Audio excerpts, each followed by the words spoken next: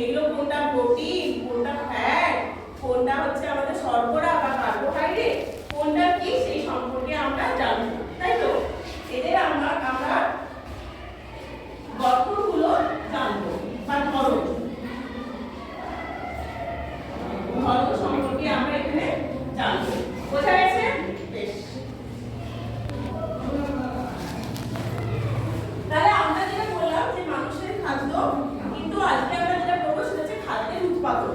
হ্যাঁ, আচ্ছা ধরো এটা সামনাসামনি এতটা মাঠঘাট আছে তো, এইখানে মাঠঘাটের মধ্যে তোমরা কি কি দেখো, কি কি চাষ হচ্ছে, একজন উত্তর দেবে। আমি যাকে জিজ্ঞেস করবো শেষ তো প্রশ্ন উত্তর দেবে, নাহলে কিন্তু আমি ক্লাস থেকে বেরিয়ে যাবো, সাইডের মাস্টার এসে যাবো। তাহলে বলো, তুমি বলো তো। হ্যাঁ বলো। ধান।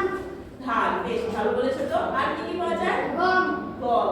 আর আখ। আখ। আর কি কি চাষ হয়? আলু। আলু চাষ হয়। হ্যাঁ একদম ঠিক। আচ্ছা তুমি বলো তো আর কি কি চাষ হতে পারে? উচ্ছে। না, বেশ মুখ আছে। বেশ, তাহলে একটু ভালো লাগে আমরা জিজ্ঞেস করবো। আচ্ছা বলো, তুমি বলো। ফার্স্ট বেঞ্চে ধান, গম, জব।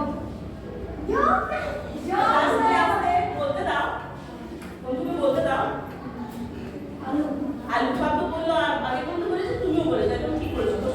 তাহলে আমরা জানলাম যে চাল, গম, ধান, তারপর হচ্ছে যে কি বলে আলু, তারপর শাকসবজি, এগুলো আমরা জানলাম, মাশরুম, এগুলো আমরা জানলাম। বেশ, তাহলে এগুলো আমরা কোথা থেকে পাচ্ছি? মাঠ থেকে পাচ্ছি, গাছ থেকে পাচ্ছি, মাটি থেকে পাচ্ছি, সব কিছু থেকে আমরা পাচ্ছি, তাই তো? তাহলে এটা আমাদের কি বলতে পারি? এই গাছকে আমরা কি বলবো? আস্তে একজন বলুন। উদ্ভিদ। উদ্ভিদ। তাহলে এটা আমরা বলছি কি?